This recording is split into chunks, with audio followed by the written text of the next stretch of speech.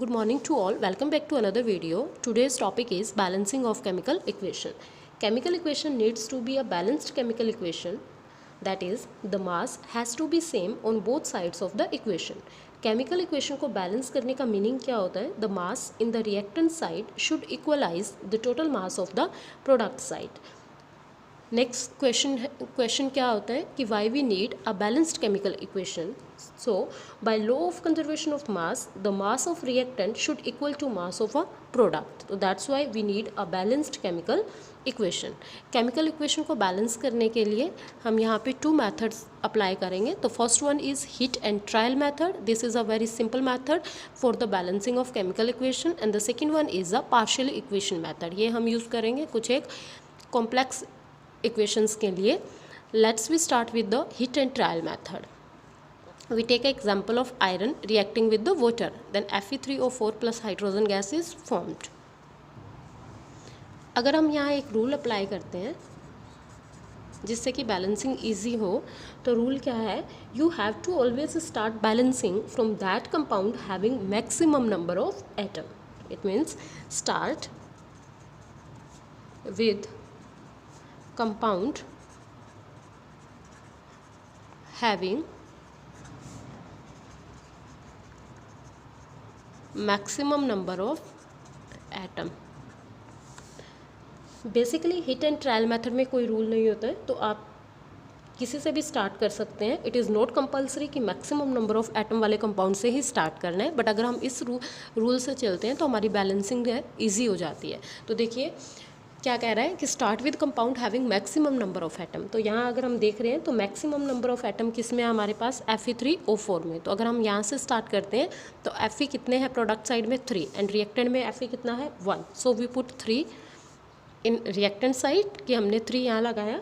Next क्या है कि हम नेक्स्ट अब बैलेंसिंग किससे करेंगे कि नेक्स्ट एलिमेंट से जिसमें मैक्सिमम एटम है. तो किस में है? नेक्स्ट में वाटर में मैक्सिमम एटम है. तो यहाँ अगर हम हाइड्रोजन देखते हैं कितने हैं? 2. यहाँ हाइड्रोजन कितने हैं? 2. नाउ ऑक्सीजन देखो कितने हैं? 4. और यहाँ ऑक्सीजन कितना है हमारे पास? 1. तो हम सिंपली यहाँ क्या करेंगे? We put 4 here. तो 4 ऑक्सीजन है. नाउ हाइड्रोजन कितने हुए? 4 × 2 8 रिएक्टेंट साइड में, और प्रोडक्ट साइड में हाइड्रोजन कितना है हमारे पास? अभी भी 2. तो हम क्या करेंगे? यहाँ भी क्या लगाएंगे? 4. Let's we recheck the equation कि Fe3 ऑलरेडी बैलेंस. हाइड्रोजन कितना है? 4 × 2 8. यहाँ हाइड्रोजन कितना है प्रोडक्ट में? 4 × 2 8. ऑक्सीजन कितना है? 4. और ऑक्सीजन कितना है? 4. That means this is a balanced chemical equation की ये हमारी बैलेंस्ड इक्वेशन है. सेकेंड अगर एग्जाम्पल हम लेके चलते हैं K2CrO4. This is a potassium chromate. It react with BaNO3 barium nitrate. Then it convert into KNO3 potassium nitrate plus barium chromate. Clear? तो सिंपली हम स्टार्टिंग से भी स्टार्ट कर सकते हैं किसी भी एलिमेंट से. और अगर हम लोग स्टार्ट करें कि start with compound having maximum number of atom, तो यहाँ हमारे पास मैक्सिमम नंबर ऑफ एटम किस में है? देखो पोटेशियम क्रोमेट. क्रोमेट में कितने हैं? पोटेशियम और क्रोमेट 2. यहाँ पे हमारे पास क्या है? Barium nitrate. यहाँ क्या है? Potassium nitrate. यहाँ है क्या? Barium chromate. तो मैक्सिमम नंबर ऑफ एटम कहाँ है? BaNO3 2 में, बैरियम नाइट्रेट में. तो अगर हम यहाँ से स्टार्ट करेंगे तो यहाँ हमारे पास क्या आ रहा है? बैरियम 1. और यहाँ बैरियम क्या है? 1. ऑलरेडी बैलेंस है. यहाँ नाइट्रेट एंड नाइट्रोजन कितना है? 2. और यहाँ नाइट्रोजन कितना है हमारे पास? 1. तो हम यहाँ क्या करेंगे? 2. क्लियर? अब यहाँ पे अगर हम नेक्स्ट को चेक करते हैं K2. K कितना है यहाँ पे? पोटेशियम 2. यहाँ पे पोटेशियम कितना है? 2. यहाँ क्रोमेट कितना है? CrO4. क्रोमेट आयन कितना है? 1. और यहाँ भी क्रोमेट आयन कितना है? 1. इट मीन्स ये रिएक्शन क्या है हमारी? अभी एक balanced chemical equation. Now second क्या है? Partial equation method. Partial equation method में क्या होता है कि कुछ एक रूल्स है हमारे पास. क्या है कि सबसे फर्स्ट हम क्या करते हैं? To convert given equation in partial equation. कि जो गिवन इक्वेशन है उसको हम कन्वर्ट करेंगे पार्शियल इक्वेशन में. Then balance each step by hit and trial method. Then हम क्या करेंगे? रिएक्टेंट और प्रोडक्ट में जो भी स्पीसीज कॉमन है उसको कैंसिल करेंगे और जितने भी स्टेप हैं उनको ऐड करके एक फाइनल स्टेप में लिख देंगे. Let's we start with the help of an example कि अगर क्या है copper react with HNO3 nitric acid then it gives Cu copper nitrate NO3 2 plus NO plus H2। ये रिएक्शन है, इसको हमने बैलेंस करनी है। तो फर्स्ट हम क्या करेंगे, इस रिएक्शन को पार्शियली स्टेप में लिखेंगे, पार्शियल इक्वेशन में लिखेंगे। इट मीन्स कि हमने क्या करना है, इसको स्प्लिट करना है। कि जब फर्स्ट स्टेप क्या है, यहाँ देखो फर्स्ट यहाँ क्या हो रहा है, HNO3 कंसनट्रेट एसिड है nitric acid and it split into a H2O plus NO and plus 3 nascent oxygen. यहाँ किस में कन्वर्ट हो रहा है, ये नेसेंट ऑक्सीजन में। अभी हम क्या करना है, हिट एंड ट्रायल मेथड से इसको बैलेंस करना है। तो यहाँ क्या है हमारे पास 3 ऑक्सीजन 3 है, तो इसलिए हमने यहाँ नेसेंट ऑक्सीजन के आगे क्या लगाया 3। सिमिलरली यहाँ हाइड्रोजन कितना है 2, तो हम यहाँ क्या लगाएंगे 2।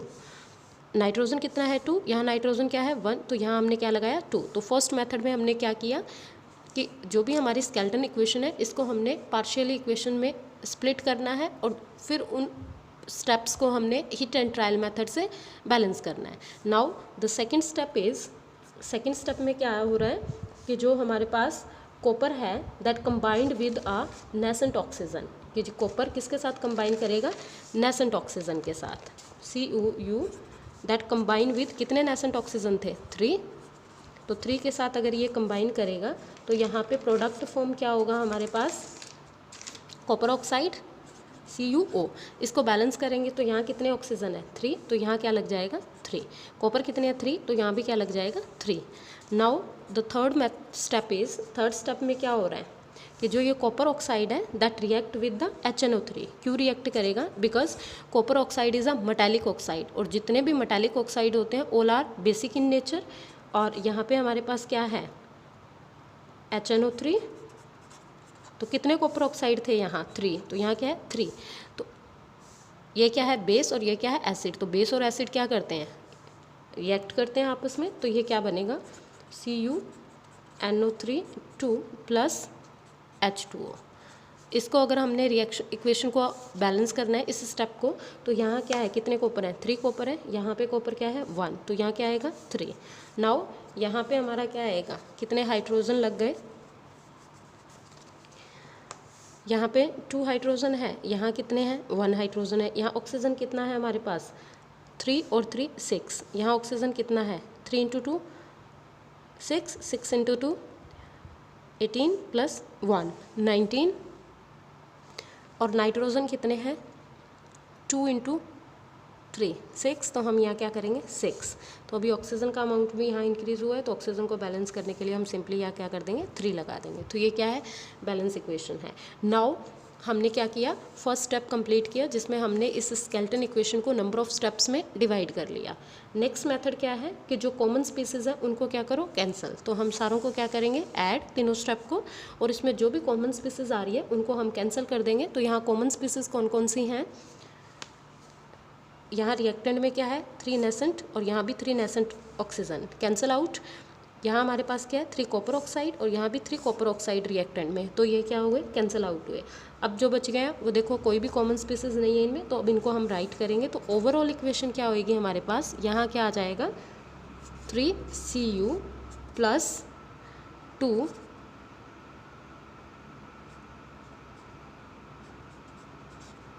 HNO3, यहाँ क्या आएगा HNO3 जो है 2 प्लस 6, सॉरी यहाँ पे क्या आएगा हमारा 8, कितना आएगा 8 HNO3 and it react with 3CuNO3 2 plus, और क्या बचा 3 वाटर मॉलिक्यूल यहाँ है और 1 वाटर मॉलिक्यूल ये है, तो क्या हुआ plus 4H2O and plus NO कितना बच गया 2NO। This is the overall equation.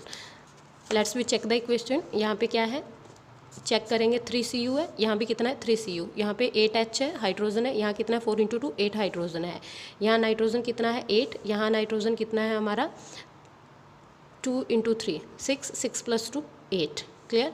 यहाँ पे ऑक्सीजन कितना है 24 और यहाँ ऑक्सीजन कितना है 3 × 2 6, 6 × 3 18, 18 और 4 22, 22 और 2 24।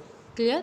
तो इस तरह से हम पार्शियल इक्वेशन मेथड से रिएक्शन को इजीली बैलेंस कर सकते हैं। तो पार्शियल इक्वेशन मेथड में हमने करना क्या है, एक बार फिर रिपीट कर रही हूँ। फर्स्ट जो भी इक्वेशन हमें गिवन होती है उसको हमने क्या करना है, नंबर ऑफ स्टेप्स में डिवाइड करना है। देन सेकंड क्या करना है कि उन नंबर ऑफ स्टेप्स को हमने हिट एंड ट्रायल मेथड से बैलेंस करना है। After that adding all the steps and जो कॉमन स्पीसीज हैं उनको क्या करो, कैंसिल आउट करो, और एक जो लास्ट में हमारे पास बचती है that is the overall balanced chemical equation. So guys keep practising the balancing of chemical equation by hit and trial method as well partial equation method.